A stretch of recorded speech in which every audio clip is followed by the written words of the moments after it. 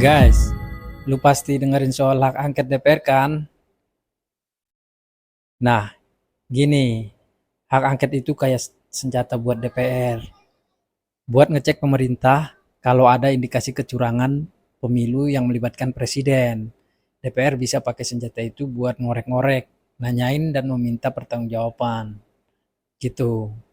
Jadi DPR bakal ngeluarin kekuasaan penuhnya buat mengusut tuntas. Nggak peduli seberapa tingginya jabatan orang yang terlibat. Lu tahu kan, pemilu itu basis demokrasi kita. Jadi kalau ada kecurangan, pasti DPR mau benerin itu. Pokoknya hak angket itu bakal bikin pemerintah keringat dingin. Karena DPR punya otoritas buat ngebongkar kebusukan yang terjadi.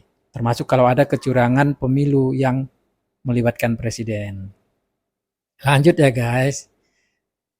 Jadi hak angket ini bukan main-main. DPR bisa panggil saksi, minta bukti, sampai benerin masalahnya kalau ada yang ngelanggar. Bisa berabe buat yang bersangkutan. Presiden juga nggak bisa ngelak kalau DPR mau ngeluarin hak angket. Intinya, hak angket ini bikin semua pihak harus jujur dan bertanggung jawab. Kalau ada kecurangan pemilu yang melibatkan presiden, DPR bakal bertindak tegas. Jadi jangan main-main dengan integritas pemilu. Karena hak angket siap ngejagain keadilan dan demokrasi kita.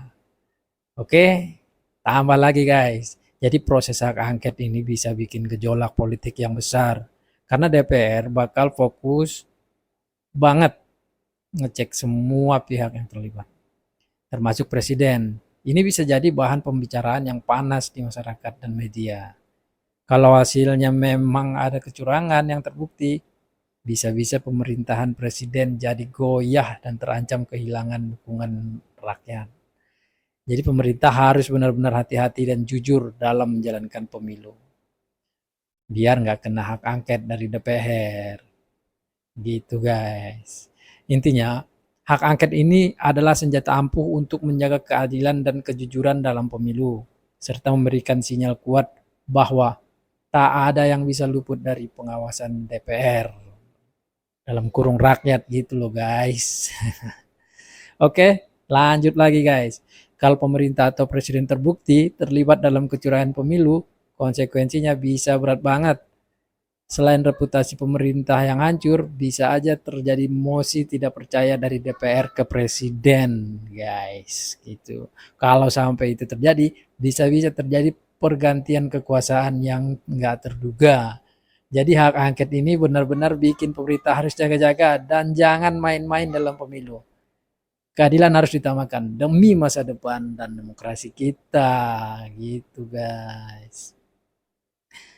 Jadi kalau ada indikasi kecurangan pemilu yang melibatkan presiden, DPR harus bertindak tegas dengan hak angket. Karena pemilu itu hak rakyat dan DPR punya tanggung jawab buat ngejaga kejujuran dan keadilan dalam prosesnya.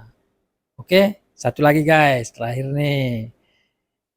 Setelah DPR menggunakan hak angket dan menemukan bukti kecurangan pemilu melibatkan presiden, mereka bisa mengambil langkah-langkah lebih lanjut. Misalnya seperti tadi, DPR bisa mengajukan mosi tidak percaya terhadap presiden. Mosi tidak percaya, mosi tidak percaya ini ada luar biasa nih guys. Adalah langkah serius yang bisa mengakibatkan jatuhnya pemerintahan presiden. Jadi presiden harus benar-benar hati-hati menjaga integritasnya dalam pemilu karena dampaknya bisa sangat besar.